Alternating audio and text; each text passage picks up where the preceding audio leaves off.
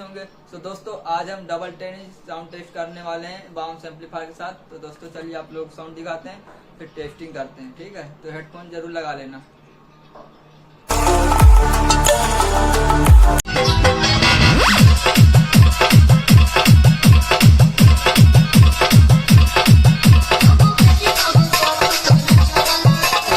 तो दोस्तों देखिए ये रहा एक 10 इंच ये इन दोनों की टेस्टिंग करने वाले बाउंस एम्पलीफायर के साथ, ठीक है दोस्तों।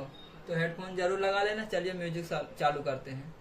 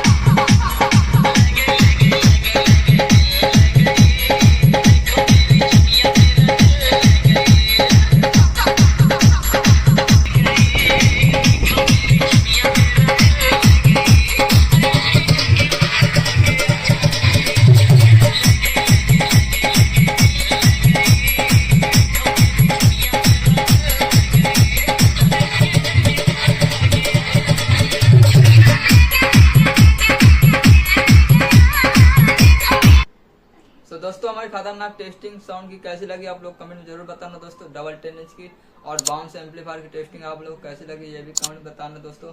तो चैनल को सब्सक्राइब कर देना, वीडियो को लाइक कर देना, मिलते हैं नेक्स्ट वीडियो में।